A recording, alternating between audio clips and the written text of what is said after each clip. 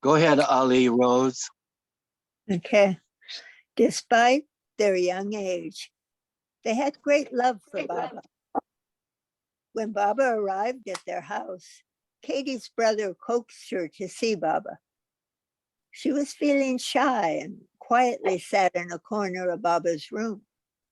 Pointing to her, Baba asked, "Who is this little flower sitting in my room?" Her mother, Khorshid, said it was Katie. Baba beckoned her to stand before him. She was embarrassed, but her reserve left in a short time, and she was soon innocently chatting with Baba. Someone's not muted. One day, Katie's mother gave her some plums to give to Baba. When she took the tray of fruit to his room, Baba picked one up and held it out to her. Katie thought the fruit was only meant for the master and said, "No, thank you, Baba. This is for you." Baba angrily gestured to Chanji. "She refused what I gave her. Doesn't she know the importance of my gift? Doesn't she know that when I give something, you don't say no?" Katie started crying, and Baba signaled to Chanji, "Explain to her that when I give something, one must never say no, even if one doesn't like it." Baba later lovingly embraced Katie, indicating, "Now will you remember to accept whatever I give you?" "Yes, Baba," said Katie. Baba picked up a big plum and brought it to her mouth. Katie opened her mouth wide, but Baba popped the fruit into his and ate it. Katie burst out laughing at Baba's trick, and her fright vanished. Once, when Katie was working on her homework, Baba entered her room and asked what she was doing.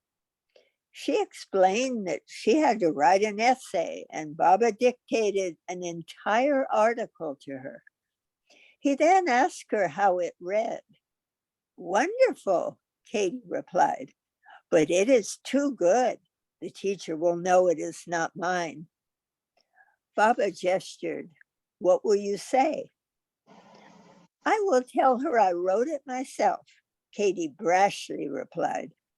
Baba caught her by the ear and gestured. "Never tell a lie. Say it was written after talking with someone." On another occasion during this visit, Baba showed his displeasure with Katie by pretending to leave. After going down the stairs, he looked at her and held up his pinky finger at her. The gesture among Indian children of becoming enemies with someone, indicating that henceforth they were not on speaking terms. Saddened, Katie urged him to come back.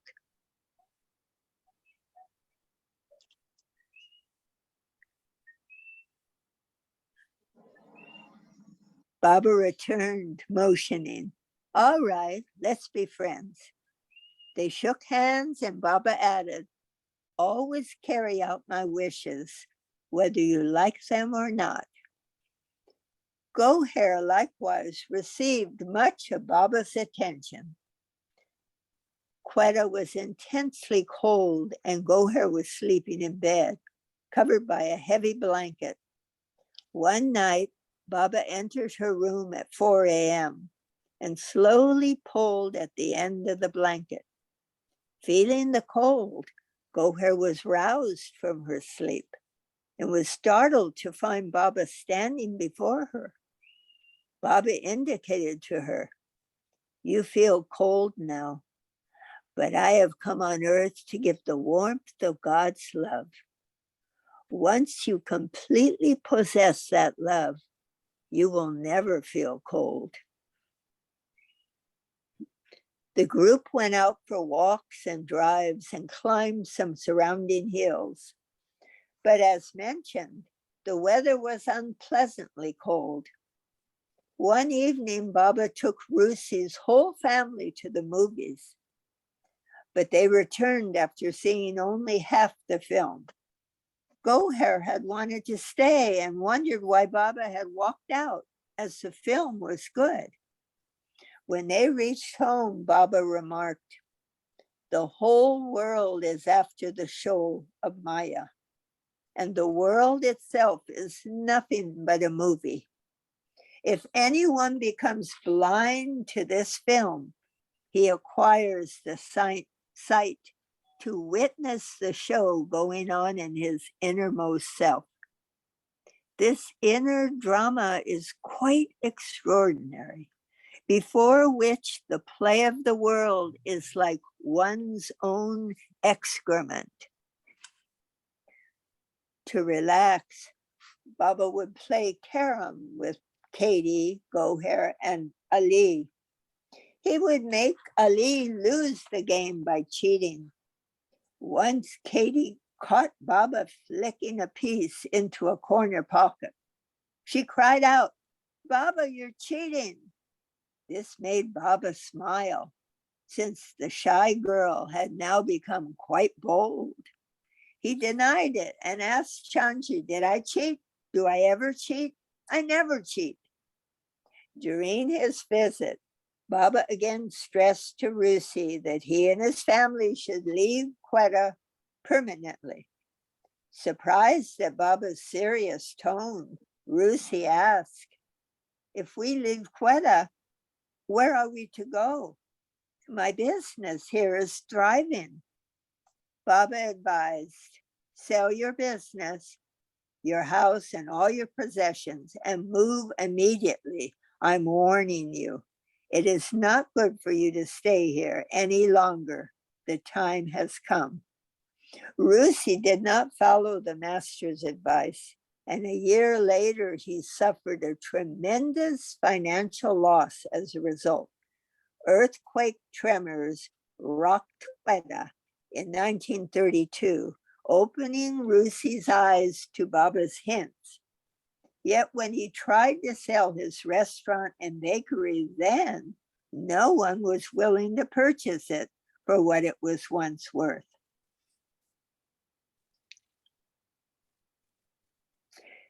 Because of the recent tremors, he had to let it go at a very low price. After selling all his property, Rusi and his family moved to Ahmednagar, where his wife's sister lived. A few years later, in 1935, after much more devastating earthquake leveled Quetta, resulting in the death of 50,000 people and causing extensive damage. It was one of the worst natural disasters in history. In Quetta on Saturday, 16th May 1931, Baba stated to the Mandali, "As I've forewarned, the present crisis and the most critical, desperate situation of one and all of the Mandali, as well as for others, is nothing but the outcome of my working. Not only do they weep, but I also have to shed tears. No one is to blame for this. It is no one's fault. It is a result of the inner work of the masters. This situation was necessary, and something more is to come, which will be still worse. No one ever dreamed or expected such bad times would come. And it is possible that I, too, will have to suffer along with some of the Mandali to the extent of being stricken ill, or perhaps having to go without food or water. I may face terrible hardships at times. Much more humiliation is probably still to come, but it is brought about by me on purpose. I am responsible for it, and it will increase to such an extent that I may be handcuffed, chained, and taken to prison. Who knows what will happen? One thing is certain, I will have to go away alone. Many of the Mandali will leave me one by one because of the hopeless situation in Nasik. Some are already leaving one after the other. All this is nobody's fault. It is the bitter fruit of my internal work, for which I myself have to weep at times. Chanji then asked, if it is a result of your internal work, then why do you feel upset by it? Baba explained, because all are mine, and I am especially pained for my close Mandali, whose pitiable situation I have brought about. They find themselves in trouble and facing unhappy and unpleasant times because of me. It is like a father who suffers at the moment of his child's operation. It is the father who consents to the operation and knows that it is for the child's good. But the child's suffering also gives the father pain. My pain is like this.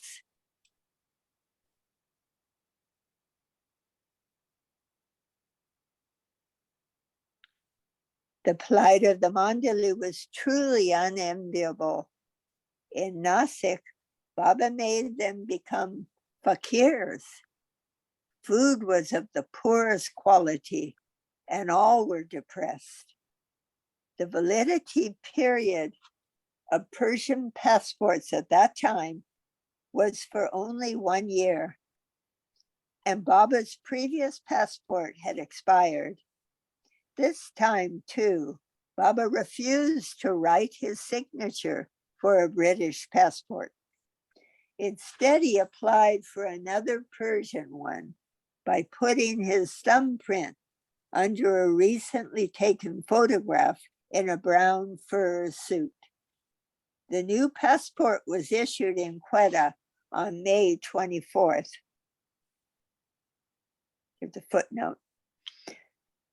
The local photographer named Bal requested and was granted a second sitting on 29th May for another portrait, but those images have been lost.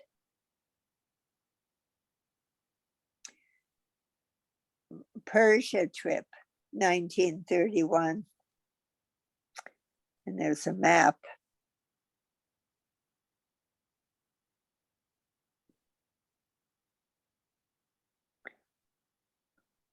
On Monday, 1st June 1931, accompanied by Aga Ali, Chanji, Bwal Sahib, Rao Sahib, and Gustaji, Baba left Quetta by train for his third visit to Persia. The route given was again plagued with trouble and hardships. They reached Dazdab 5 days later. From Dazdab, they drove by car and arrived in Mashhad at noon on the 6th, where they occupied a rented residence near a garden. Baba would walk daily to a garden in Mashhad and also went to the movies several evenings. One day, while he was strolling about the town, 2 women followed him. Reaching his residence, Baba beckoned them inside and asked what they wanted. They were prostitutes for hire. Baba explained to them about leading a pure spiritual life devoted to God. While looking at Baba's face, the woman burst out crying, "Oh, Holy One, how can we make up for our sins? Our lives have been so immoral. We are beyond salvation." Baba consoled them, explaining, "A Holy One is like the ocean. It is so vast that whether you throw dirt or sandalwood into it, it assimilates both, leaving its waters as pure as before. In the same way, the Holy One also takes upon himself the good and bad of both the virtuous and the sinful, merging them in his ocean. In this way, even the worst of sinners is purified. So from now on, avoid your present way of living and accept it that you have been forgiven and made pure. Both prostitutes were deeply moved by Baba's silent words. Baba bade them sit beside him, and their hearts cried out, "Oh, Holy One, we dedicate our new life at your feet." They shed tears of repentance before him, and their sins were washed away by their tears at the beloved's feet. While in Meshed, Baba kept Aga Ali by his side at all times. Baba remarked about the boy to the Mandali, "If Ali remains pure, I will make him a Salik." Ali was now serving as Baba's personal aide and would also read his alphabet board at times. Give me a second. I gotta mute my mic. Where'd you go?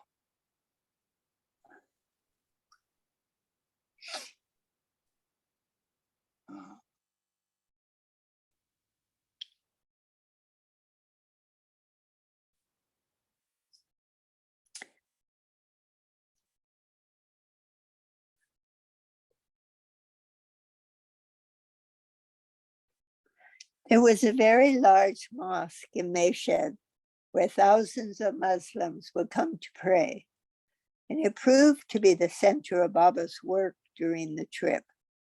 The mosque is an important place of pilgrimage for the Shiite Muslims, as it houses the body of Imam Reza, the 8th Imam, who was killed in Meshed and is the last and most important Imam buried in Persia. For 3 nights, Baba went to the mosque at midnight, remaining in seclusion inside for 2 hours, while Chanji and the Mandali kept watch outside. Because of the religious orthodoxy prevailing in Meshed, this arrangement was made with the utmost difficulty. It was only by the intervention of a Muslim priest, the head of the mosque, who made it possible for Baba to stay in the shrine at night. Otherwise, it was strictly prohibited. The priest had had a vivid dream that a great holy man had entered Persia and felt that Meher Baba was that revered personage. On Wednesday, 10th June 1931, Baba looked very sad and tears actually flowed from his eyes. He remarked, "Enough of this melancholy. What will happen if my heart remains so dejected? The question before us now is where to go and when to go. I have to leave, but the visa business remains a problem." Meanwhile, the chief of police in Meshed wished for Baba's darshan and conveyed to Chanji that he would like to invite Meher Baba to his house. Baba went there on the 18th and was received with the utmost reverence and respect. The policeman's wife served tea and refreshments, and the man was very happy to be in Baba's company. He humbly told Baba, "I would like to help with the issuance of a visa to you, but the rules prevent me, for which I am very sorry. It's a question of the law. Without your signature, a visa will not be valid in Western countries. Baba was ready to travel from Persia directly to Europe on his Persian passport, but without his signature, visas for England and America were not possible to obtain. While in Meshed, Baba's identity had not been disclosed to anyone except the chief of police. But those who happened to look at Baba would be drawn to his magnetic personality and would continually gaze at him.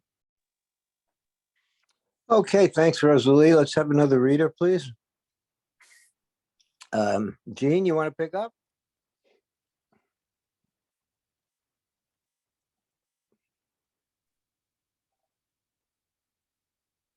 I have to change screens to unmute.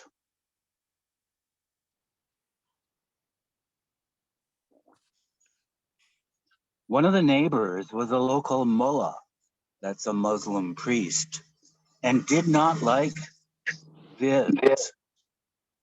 Let's see, am I start? Oh no, yeah.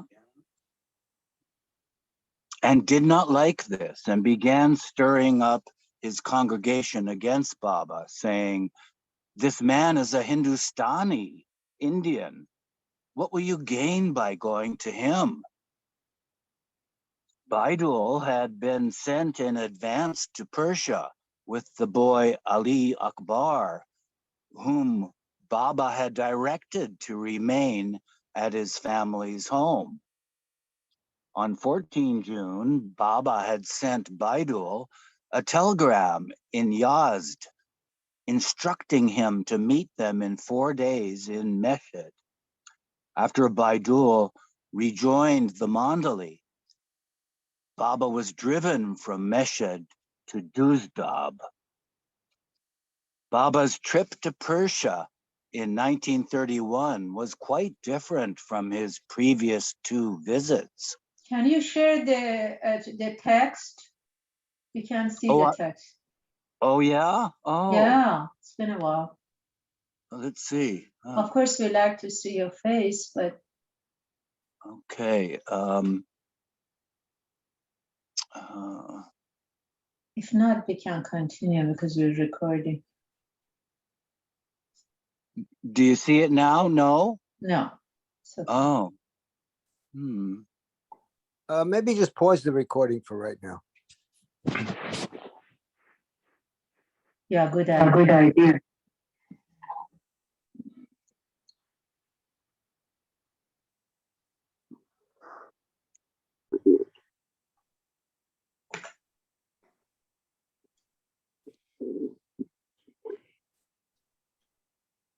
So I'll start again. We're on page 1227 of 1931, chapter heading Still Tumultuous Travel.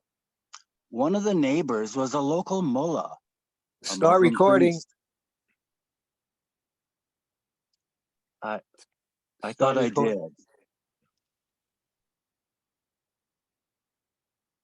It's recording, is it not? Yeah, I see a little sign saying it's recording. Yeah, now it does. Local mullah, a Muslim priest, and did not like this. I guess this is the people being attracted to Baba's magnetic personality from the previous page, and began stirring up his congregation against Baba, saying, "This man is a Hindustani, Indian. What will you gain by going to him?" Baidul had been sent in advance to Persia with the boy Ali Akbar, whom Baba had directed to remain at his family's home. On 14 June, Baba had sent Baidul a telegram in Yazd, instructing him to meet them in 4 days in Meshed. After Baidul rejoined the Mandali, Baba was driven from Meshed to Duzdab. Baba's trip to Persia in 1931 was quite different from his previous 2 visits. During this journey, Baba met with no one for interviews, nor was any darshan held. He had come strictly to do his inner work, Yet Baba did not reveal the purpose of his seclusion in Persia. At night, he would sit alone for an hour or so, absorbed in this work. During the day, he seemed outwardly to be preoccupied with nothing in particular, usually roaming the streets of Meshed. On Thursday, 25 June 1931, after being issued visas at the British consulate to re-enter India, they left Dusdab by train for Quetta. After 10 days in Quetta, they left by train again and arrived in Karachi on 5 July. Again, they stayed at Pilamai and Hormuz's house. The next day, Baba began a fast. He was joined in the fast by Buasaheb, Baidul, and Agali, which all broke 4 days later on Friday evening, 10 July, the 6th anniversary of the Master's silence. Pilamai performed Baba's arti that day. The mayor of Karachi, Jamshed Mehta, again came to see Baba. He told Baba that he found himself surrounded by difficulties with no immediate solution. Baba stated, "That is not bad news. That is very good news. You are lucky to have so many hardships. The fact is, there are no hardships because everything in the world is one big zero. I see and experience this every moment. Once tested by the avatar or Sadguru, the devotee will feel as if he is about to die. It is terrible. This path of God is the harshest and most insurmountable thing possible. Still, don't worry and don't lose hope. Good times are ahead, and after these difficulties, quietude and comfort await you. Terrible suffering is the sign of happiness and peace to come."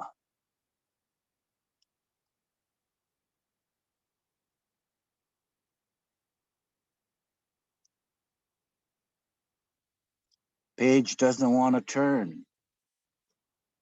Let's see. Go to the other control. There we go. Great heat denotes the coming of rain. Great suffering and intense sorrow indicate that happiness is about to dawn. Anything beyond your capacity will necessarily change your capacity, because so long as everything is within your limits, you don't know what is beyond them. And everything concerning God and God realization is beyond limit. So in this way, great suffering and being plagued with terrible problems are beneficial. People pray to me to solve their difficulties, saying that they love me. But there is a vast difference between love and prayer. In Persian, to pray means to beg, to want, to desire something, even the blessings of God. But when a person really loves, he gives himself over to his beloved completely. This is true love, in that there is no begging, no wanting, and no room for desires. Only the longing to unite with the beloved remains. Love means the renunciation of the self. Prayer means selfishness, no matter how high the prayer may be. So there is a vast difference between the two. Baba decided to remain in Karachi for several days, during which time Jamshed Mehta and Chanji's relatives, including Nariman, had several occasions to be in his intimate company. Baba also visited his aunt Banumasi's home, and discussed family matters with her. Her son Homi wanted to stay with Baba at Meherabad, and Baba had directed him to remind him about it. When Homi brought up the subject, Baba, however, advised him to seek employment, earn money, and manage his household affairs. And in this way, he would be serving Baba. For some days, Baba had stopped shaving. So with a bearded stubble on his face, he left Karachi on Thursday, 23 July 1931. The group arrived in Chalisgaon 3 days later at 7 in the morning. Baba sent Bua Saheb ahead to Nasik with instructions for Rustam to take the women Mandali to Pimplegaon Baswant, a few miles from Nasik, for 2 days on the 27th. The men Mandali were instructed to meet Baba there on the 29th. From Chalisgaon, Baba proceeded to Chandor on 27 July in an ordinary public bus in a pouring rain, and reached the Dak bungalow at Pimplegaon Baswant. When the women saw him, they were shocked and in tears. Looking weary from his journeying, Baba was unshaven, his hair disheveled, and he was dressed in dirty, tattered clothes. Very difficult times lie ahead, Baba told them, and you will have to undergo much more trouble if you elect to stay with me. Your life will be nothing but hardships. Even at present, providing food and clothing for all is difficult for me. In the future, who knows? Even this much may be impossible. So I advise you to go back to your families, with whom you will find some degree of comfort. Another reader?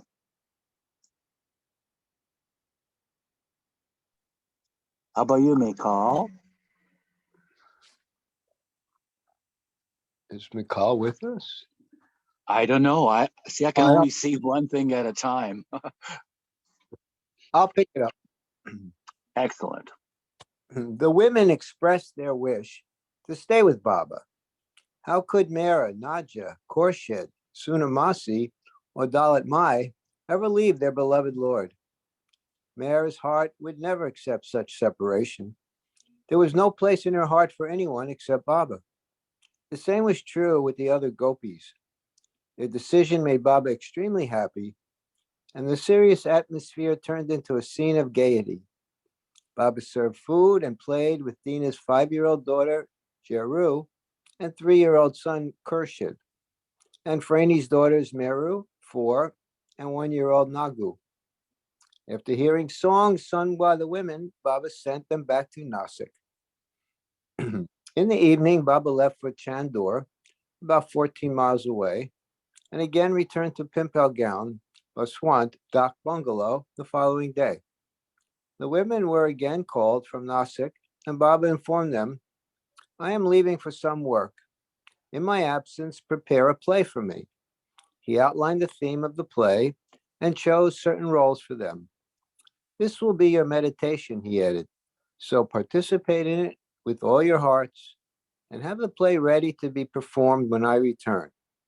Afterward, the women Mandali left for Nasik and Baba returned to Chandor. Baba met with the men Mandali at the same Dak bungalow at Pimplegaon, Baswant, on 29 July. When they saw him, they were also taken aback by his appearance. Baba was wearing his old camely coat, which had become very shabby and dirty, and cotton pants that were frayed and stained. His hair was unkempt and tangled. Black patches like bruises were seen on his cheeks, and dark circles were under his eyes. He looked haggard and wore a sad expression. Finding him in this condition, Rustam and Adi burst out weeping. Baba consoled them. This is my condition now. I die every moment. I don't know what is ahead. I have much work to do in the future, but my body has grown weak. Now, if you wish to stay with me, do so. Otherwise, you may leave me. I cannot maintain anyone now. Our money is finished. How can I see to others when I myself am in such dire straits?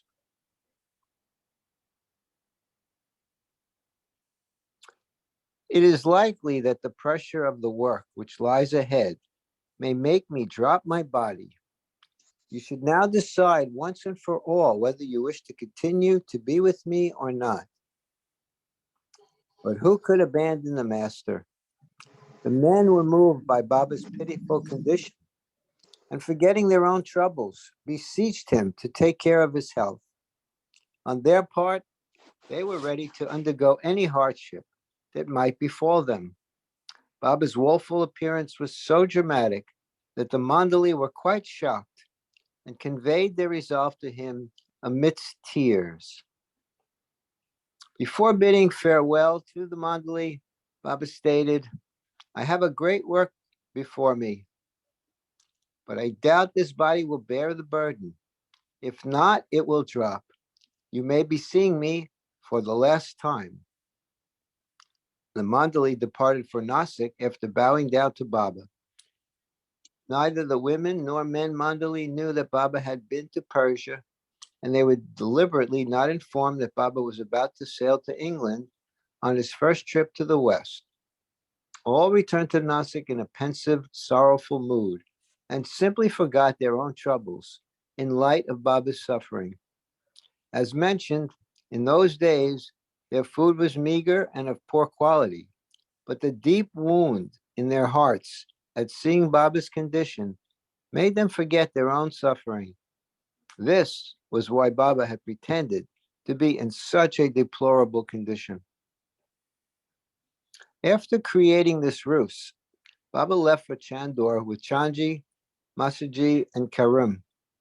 They proceeded from there to Manmad on Thursday, 30 July 1931. Remaining there for 2 days, Baba reached Kurnool via Skundarabad. At Kurnool, Baba stayed with Sampat Iyengar, who was then serving as a judge there. And Baba did not wish to meet anyone and remained in seclusion at Iyengar's government bungalow. On 4 August, Baba shaved off his beard. Leaving Kurnool by train on the 8th, Baba arrived in Karachi at 9 a.m. 3 days later. Masaji and Karim were weak and unwell, and the 3-day journey proved tedious, tiresome, and troublesome, Chanji noted. Baba was frequently in a dejected, sad mood. The group was met in Karachi by Naraman. Chanji's brother Espandiar came after some time, and all went to the arranged bungalow in 2 Victorias. Their meals were to be sent by Bailey's sister Khorshid, and Naraman was asked to stay with them at night to help Chanji. Preparations were immediately set in motion in Karachi for the master's first visit to the West. Baba wished his Mandali to endure the difficulties that they would experience during his absence, and he had acted in such a way that they would be willing to face even the fires of hell if it would help him in his work and ease his suffering.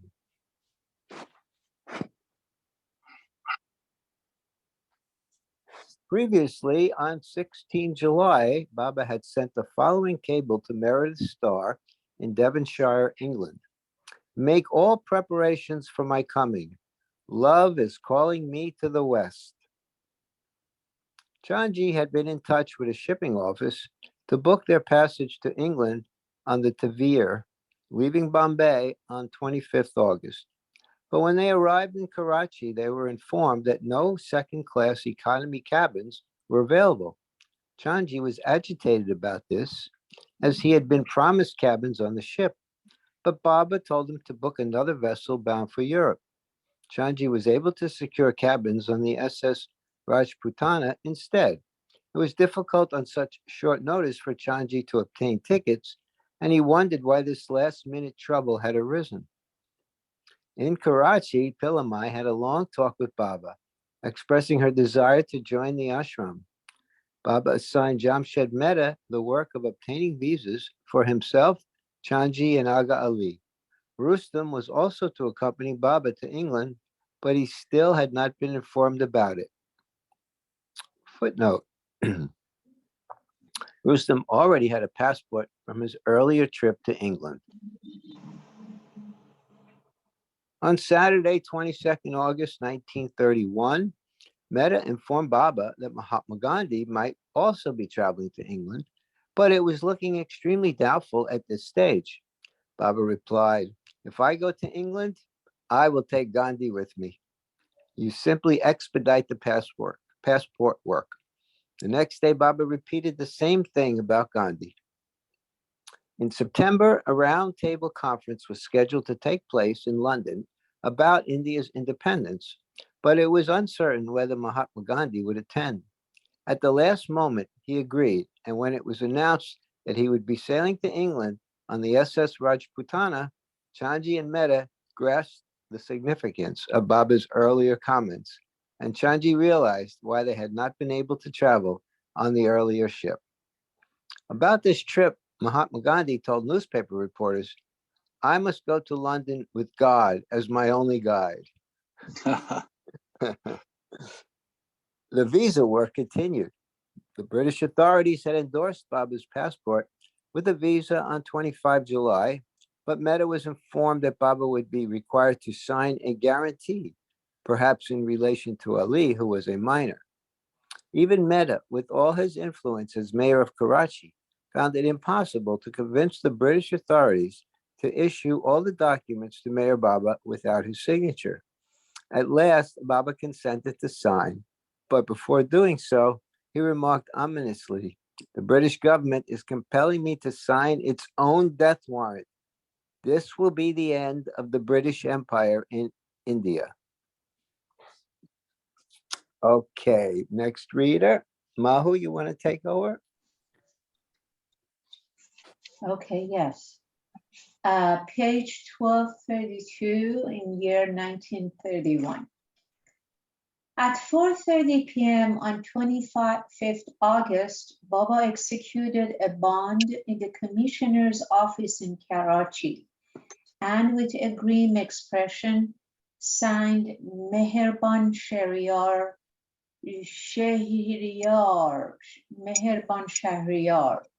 Shahriyar Irani, to the typed signature. The British government had unknowingly dug its own grave, and their rule in India slowly started to topple as a result. Baba did farewell to his close followers in Karachi, Nariman Pilamai, Banu Masi, and others, and left by train for Bombay on Wednesday, 26 August 1931, arriving 2 days later. He did not, however, meet any of his followers in Bombay. Naroji received them at the station and took them to his and Chanji's parents' home, Rostambagh, at Baikula, stopping briefly on the way at the Talati's residence in Grant Road.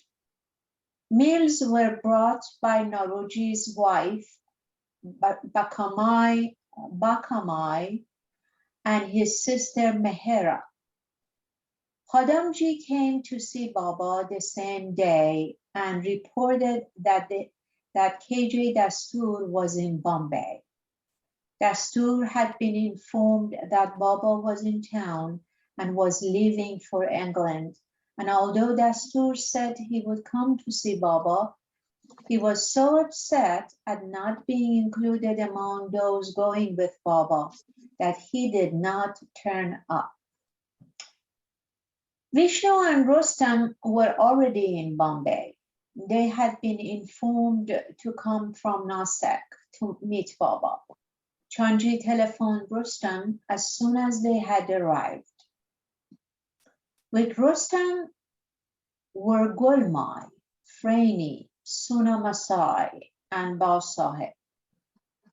Chanji informed Rustam that he was to accompany Baba and a few others to England. Rustam was told to come and see Baba immediately. Marker was also telephoned and informed of Baba's arrival in Bombay. Baba informed Vishnu about his forthcoming trip to the West and instructed that after Baba had sailed from Bombay, Vishnu should inform both the men and women Mandali in Nasik about it. In 3 days, Baba was to leave the shores of India for his first Western tour. It would be 5 months before he returned. Age had observed Baba and a few Mandali with him secretly planning to travel abroad. How exciting it was. The dawn of a new phase of Baba's work was about to begin. Baba was about to contact his Western lovers, and Age was restless with anticipation, longing to see what would happen when Lord Meher sanctified the soul of the Western world. As Baba finished preparing for his journey and rested before the day of departure, Age reflected on the scope of Baba's activities to date. Page 1233. It thought back more than 30 years. What a beautiful child Liden Merag had been, shining forth from a narrow lane in Pune. Age had watched the child grow into a handsome youth who excelled at everything he did. It saw the youth as a brilliant college student.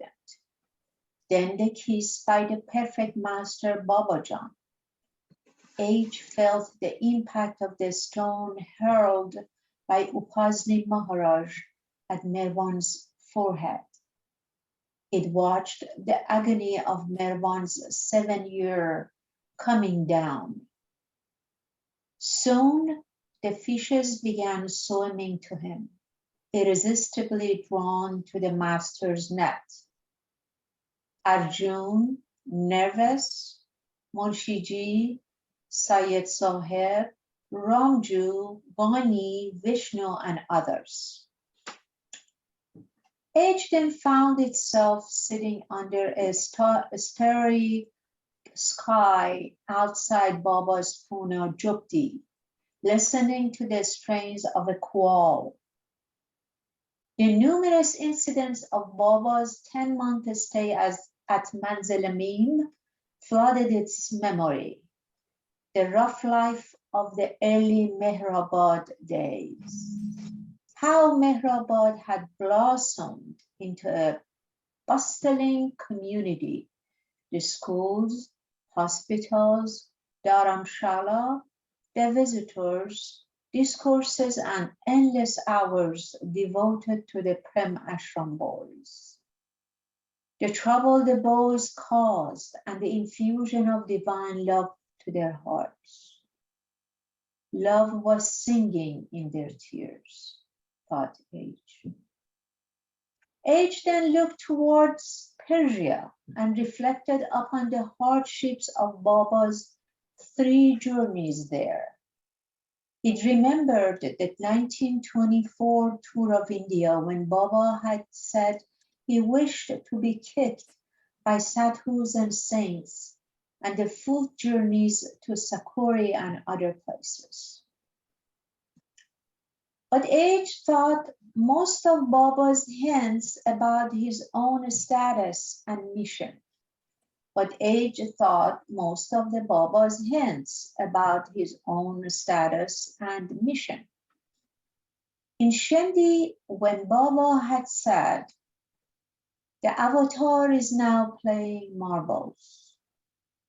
And more recently, in his pointed explanations to Paul Brunton, quote, was Baba about to declare himself as the Christ to his Western lovers? Age wondered. Would they believe him? How will they react? What Leela will the Lord of the universe create in the Western Hemisphere? Wherever Baba has been, whatever he has done, the wine has always been with him, H pointed out, following him like a trail and leaving its indelible stain on the hearts of all he encountered. How many cups has the sake already filled, brimming to overflowing? How many hearts have already been broken by one glance at his golden curls, circles of hair? How fortunate the West now is, Age thought. They have no idea about the beloved, but they are about to taste the beloved's wine. How fortunate they are that the beloved himself is journeying to their countries to embrace them, to pour into their heart's cup the wine of love, and to instill in their minds devotion and obedience to him. Beloved Baba is coming to make them his, coming to teach them to sing the song eternal.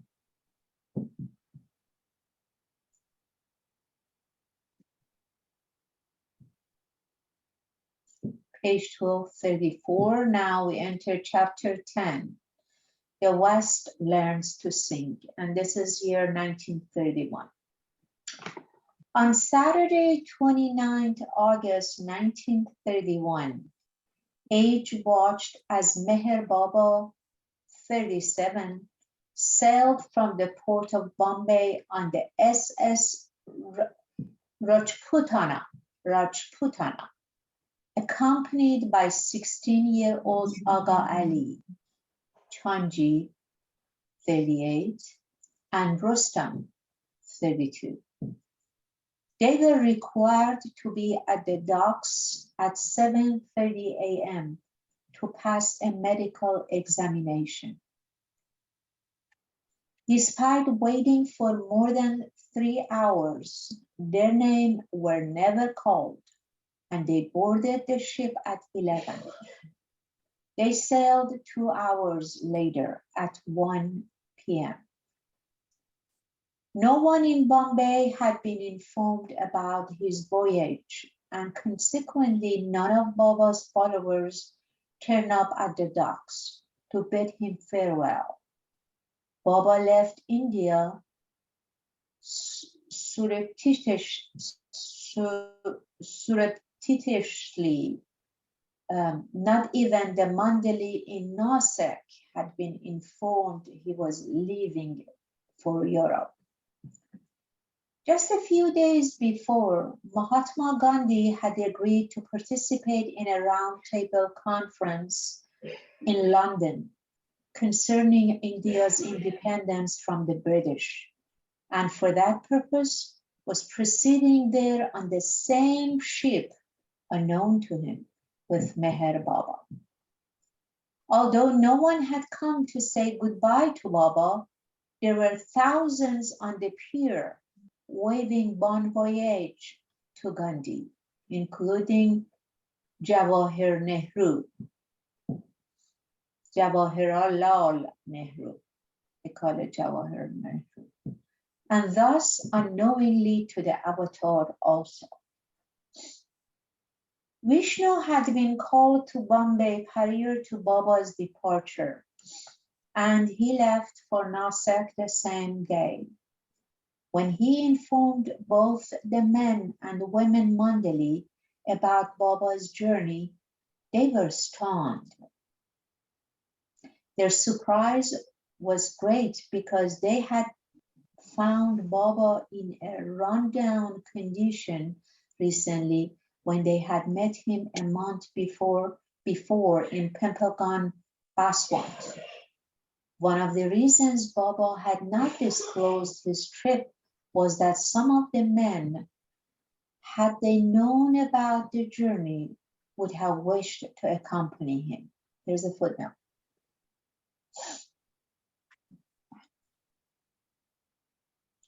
Meher Baba related that Baba had revealed his plans to travel to the west to her. Oh, I'm sorry, Mehera, Baba's Mehera, related that Baba had revealed his plans to travel to the west to her prior to his departure. KJ Dastur, for example, would have insisted upon going with Baba, and he was bitterly disappointed when he heard the news. Whereas the rest of the Mandali, though surprised, were pleased that Baba would be meeting and drawing Westerners to him. Jalbai remarked sardonically, quote, Baba enacted a fine charade for our benefit. Sahib commented, had he not kept the trip a secret, most of us would have pestered him to take us with him. Such sentiments were exchanged among the men, but reconciled, they were amused at Baba's wonderful rouse. Okay, thanks, Mahu. Elizabeth, do you want to read now?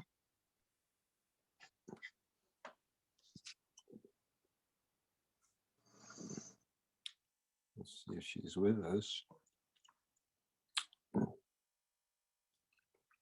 Or Jay, well, he's usually not available. Mona, I see you're with us. Would you like to read? I'm here, but Yeah, I hear your internet's not working too well. Okay. All right, let's go back to the top. Rosalie, why don't you take over? If you're there. Might have stepped away. All right. Give How it about to Eugene if he's there. Yeah. Eugene, you want to read? Yes. Am I audible? Yes. Fine. Dastur, however, remained distraught and thought, I cannot believe Baba has gone to England without me. I have an MA and LLB. That's a master's and law degrees. How could Baba have left behind such an educated person as myself? Why has he taken Chanji and Rustam with him? I am the editor of MEHER Message and would have been the right choice to accompany him to the West.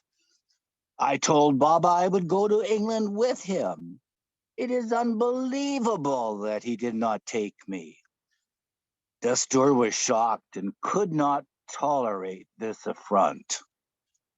His mind raged against Baba, and thus he revealed what sort of love he really had for the master. He who declared that he would write the master's messages in blood was to learn of the master's arrow. Wounded, he would shed tears from the heart deeper than the flow of blood. Meanwhile, on board the ship, after lunch, Baba had a walk on deck. There was an evacuation drill at 5 p.m. and all, including Baba, had to don life jackets for 10 minutes. Rustam and Chanji both fell seasick that same afternoon. Rustam soon recovered, but Chanji was bedridden for 3 days. Baba was unaffected by the rough seas and personally attended to him though Chanji was reluctant to let Baba serve him and was pained by the idea of the master serving his disciples. But soon the inevitable pricking began. Baba said to Chanji, "Why did I bring you? You are still sick in bed and Rustam is always on deck." Rustam was even selected for a sports committee, but Baba did not like him mixing so much with the other passengers. Chanji bore Baba's onslaught for a day, but then finally lost his temper. His cold, curt replies brought tears to Baba's eyes, for which he greatly repented. At first, Baba's name was kept a closely guarded secret. He was listed on the passenger list as MS Irani and had signed on by his given name. From this time on, he continued signing important documents as MS Irani. Staying aloof, Baba kept inside his cabin during the voyage and saw no one for some days. He would, however, take a stroll on the deck early every morning and late in the evening for almost an hour when no one was around. He ate in his cabin and maintained a strict vegetarian diet. Mahatma Gandhi would be on deck during most of the voyage and offer prayers in the evening, giving a short speech afterward. He was dressed in his usual white lungi, but Baba remarked, "It's only his vanity and fondness for show that makes him dress like that. But he'll have to cover up and put on warm clothes in England, the weather being as cold as it is."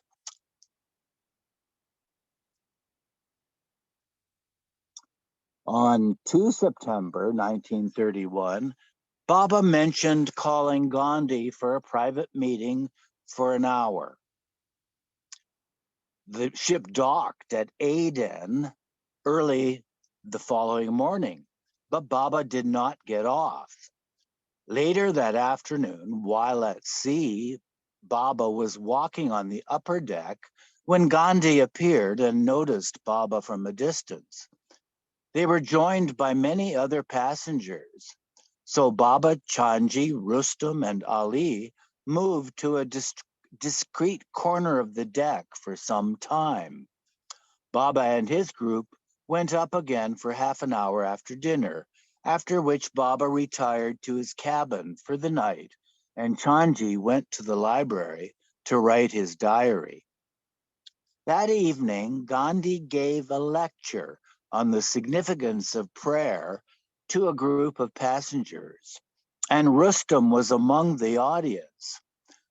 Gandhi explained what an important part prayer played in his life and how it brought him peace of mind. Gandhi claimed that three of the greatest teachers of the world, Buddha, Jesus, and Muhammad, had left unimpeachable testimony that they found illumination through prayer and could not possibly live without it. Gandhi's statement later gave rise to a protracted argument between Chanji and Rustam. They brought up the subject with Baba, saying that Gandhi had referred to masters such as Jesus and Muhammad as praying to God at times. Baba replied, "People like Gandhi are not to be blamed for misconstruing such things because they know nothing about the avatar. They have no actual experience. It is a misconception to say that avatarhood can be achieved through prayers. They take the nirvikalp samadhi state, in brackets, the I am God state, close brackets, of the avatar before his manifestation of divinity to be a state of offering prayers. Such an idea is due to ignorance of the avatar's inner state. After attaining the divine state of nirvikalp samadhi, the avatar enters the second divine state of sahaj samadhi, brackets God consciousness plus creation consciousness, close parentheses. In this state of sahaj samadhi, the avatar experiences himself as everyone and everything. And when the avatar prays to God in the beyond for the good of the world, it is simply misunderstood. The avatar does not pray for his own purity, he prays for others. His praying is quite different. It is not for himself. In fact, the avatar himself is the prayer made perfect. Marvin, could you take over? Even before his manifestation, the avatar is perfection personified. To say that 10, 15, or 20 days before the manifestation of his mission, the avatar prays during samadhi or in seclusion for purification or preparation for himself is absolutely erroneous. Where is the question of purity for him who is never impure? It is ridiculous to say that for his own benefit, the avatar prays in seclusion. His prayer is for the benefit of others, for the world, not for himself. To whom should a perfect master or avatar pray? How can one who calls himself God pray to someone or something? He himself is God and sees himself as everyone and everything. On September 4th, 1931, Baba remarked, "If Gandhi comes to meet me, it would be very good for him and good for all concerned." About the Round Table Conference, Baba explained to Chanji and Rustam, even Gandhi will have no influence there, in spite of his presence. He should have gone at first with other representatives who, in a wavering mood, left for Multan. But at that time, Gandhi hesitated on account of certain grievances. Then he suddenly agreed to participate in the conference, though most of their grievances were not redressed. The point is that once Gandhi refused to join the conference on certain grounds, he ought to have refused to the end. He should not have suddenly consented to take part in it unless and until all his grievances were redressed and removed, and he should have stayed in India. But being inconsistent, he consented to attend the conference at the 11th hour. He has lost his prestige and now he won't succeed there. At the Roundtable Conference, differences of opinion will prevail among the parties and no one will agree. And Gandhi's influence will not make a difference. His influence will be ineffectual. Why? Asked Chanji. In reply, Baba spelled out, Gandhi's influence has already waned. He wants to keep every party pleased, and therein lies his weakness. How could he keep everybody pleased when they are all opposed to one another and have conflicting views extremely opposite to each other? In India, the many political parties and creeds all have one common aim, to attain independence. But there is not a single party among them who can come to terms with another party about details. Even the Indian National Congress, the party considered strongest, is affected by the foul odor of religious differences.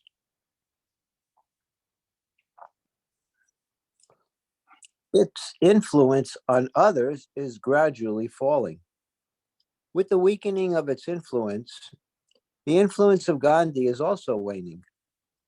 Not only are the two greatest and largest parties and communities, the Muslims and the Untouchables, out of the influence of the Congress, but they also oppose and fight tooth and nail against Gandhi and the Congress. Even among his own followers, or those who at least agree with him on the question of independence, their objectives differ. Observe how Sarojini Naidu and Pandit Malaviya act. And we have a footnote here.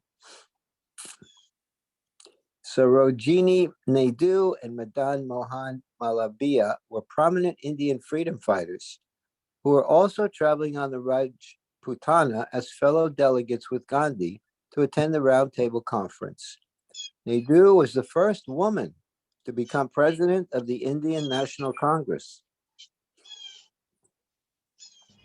Gandhi Marvin, can I preached. read next? I'm sorry, what? Can I read next? Yeah, sure. As soon as I finish the page, you read. Okay. Gandhi preaches the use of khadi, which is hand-spun cotton cloth, to all and sundry. Yet Mrs. Naidu wears silks, though she is a colleague in his fight for independence.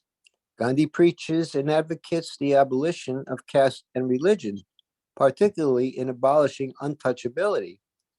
And his lieutenant in the Congress Party, Malaviya, does not adhere to it. Malaviya takes his cook to England with him, thinking that eating meals prepared by foreigners is irreligious. There are thousands in the Congress who do not accept this dictum of Gandhi's at all, and that is why the party is not strong, the result of which will bode ill for the future. Gandhi also advocates celibacy, though he himself is married and has children, and recently he arranged his son's marriage. There are so many things like these which he recommends, but does not put into practice himself. Why preach such things when he himself can't or won't do? It is this trait in his character, combined with two other great defects, vanity and inconsistency, which causes Gandhi to lose his influence gradually and leads those who once admired him to oppose him today. Sarkat Ali was once Gandhi's closest companion, and he is now his staunchest opponent. Why? Because of that great dividing factor, the religious animosity and enmity between Hindus and Muslims. The religious fanatics on both sides have nurtured and fostered this hatred to the extent that even in Congress, there are the Orthodox who color every political activity and action with their religious bigotry. And it is all authorized, approved, and practiced by and with Gandhi.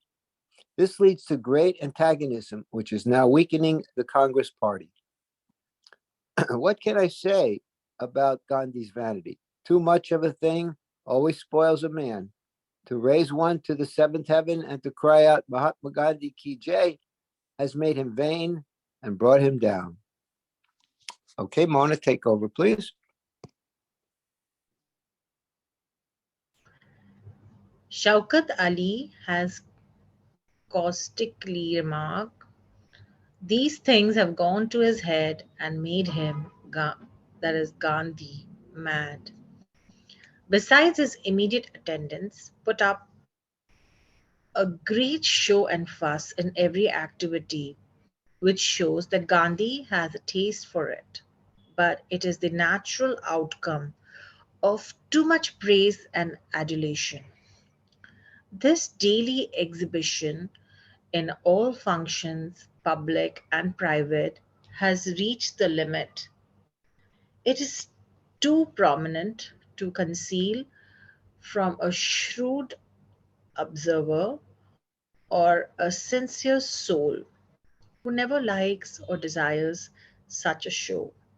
Hence, there is the dislike of him by many who, in spite of their admiration for him, at one point have left and are leaving him in droves. The perfect master of spirituality can do anything and everything. He can preach about things which he himself does not practice. And for his spiritual purposes, he can do things according to the prevailing conditions and circumstances because he is eternally free of all things and can, under undo their effects. This is something an imperfect person can never do, much less one who has no wind, breeze, even of spirituality, such as a political leader like Gandhi. The reactionary effects of all these preachings, fuss, sham, show, and vanity are disastrous, causing a gradual erosion of any influence Gandhi has among his admirers and followers. However great, if Gandhi's influence goes, the rise of youth will take place, which in its activity will resemble Russian communalism. The signs are already there as we find them assassinating people in high places and assaulting them in broad daylight. Although Jawaharlal Nehru sides with Gandhi in his objective for independence, his views, creed, and activities have quite are quite different from Gandhi's. On the fifth regarding Britain, Baba said, the British government will not grant anything more than what was settled on in the last round table conference. There is a change of government, and except for Prime Minister MacDonald, no one has any sympathy for our cause. Gandhi, too, will not gain anything more by his presence than what has already been decided to be given. His personality and influence will have no effect at all. And if Gandhi tries to give in again to avoid a conflict, the Congress will not accept it. Baba predicted a civil war erupting in India between Hindus and Muslims. There will be a terrible massacre and slaughter of one another, he stated. It will also have its reflection on Europeans. There will be an equally strong civil war between the Indians and foreigners, particularly the Europeans, and more particularly the British. Next page, please. Thank you. On the seventh, Baba said, the common cause of nationalism and the objective of achieving independence are sacrificed for want of unity between the Hindus and the Mohammedans, and they are harming their own cause by bringing religion into the matter. No one understands religion, and all the strife and squabble is born of irreligion, religiousness, irreligiousness. Gandhi, who goes to England as the chosen leader of the Congress and the spokesman for India, this time will have no influence, unfortunately, owing to various reasons of conflicting ideals and party politics. Not only will his influence fail with the British people, but his influence will fall considerably, even his own people, the Indians, to the extent of failure. And with Gandhiji's influence gone and communalism coming in, civil war will fall.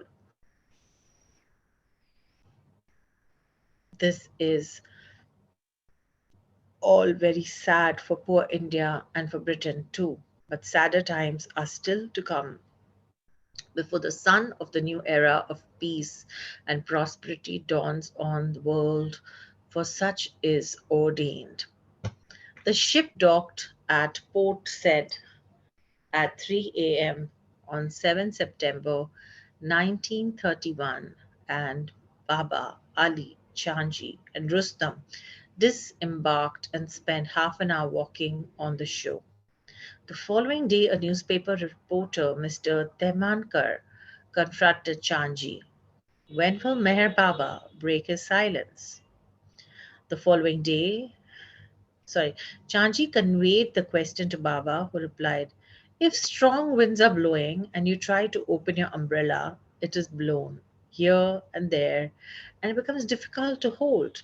But when there is no wind and much heat and rain, then you will naturally open your umbrella.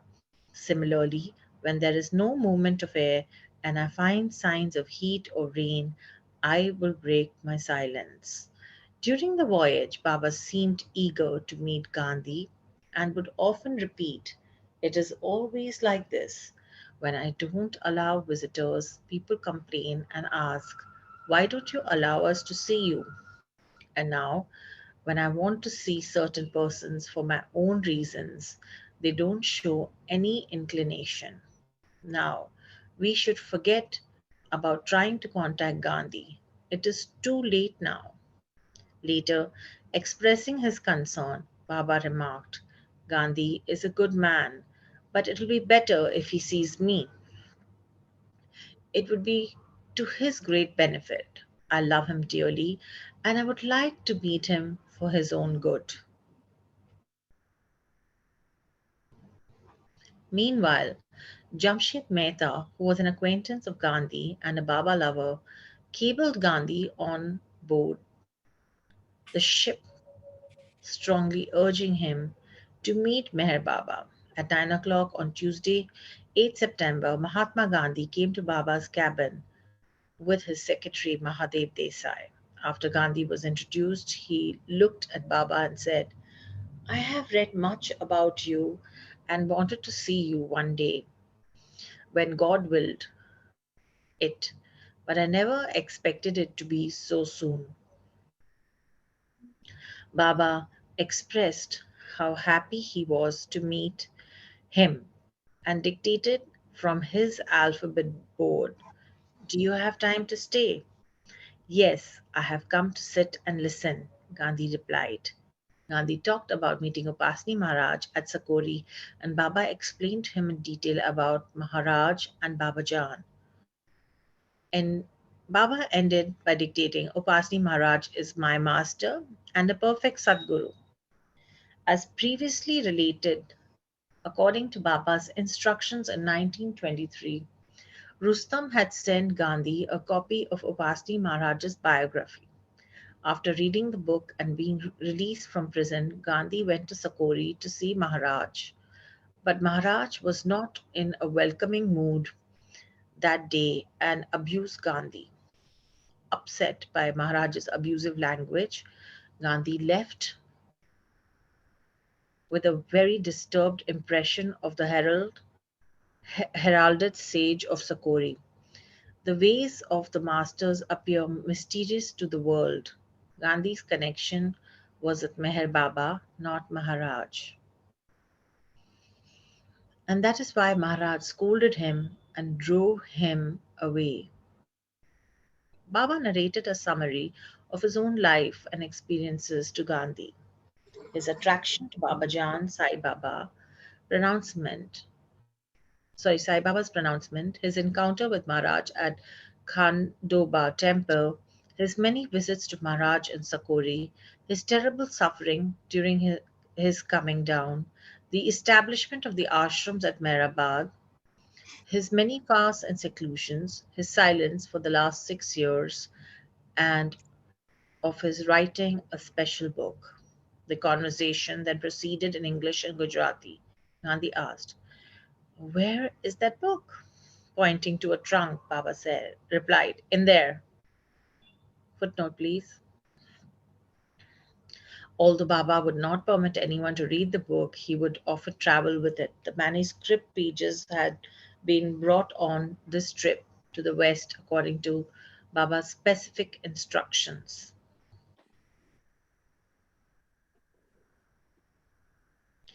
"Can I read it?" Gandhi asked. "Have you the time?" Baba dictated. "Oh, I can find time to read it. Why not? I will definitely read it. Give it to me." Changing the topic, Baba spelled out, "There is bliss everywhere and nothing else exists. But people do not know it. It is no use listening to lectures and learning from books. Direct experience of God is needed. The experience is spontaneous. It is not to be forcibly obtained." Okay, I think it's past our time here, so we should end right here. Stop the recording, please. So from what page to which page did we read today? 222 to 242. 1 second.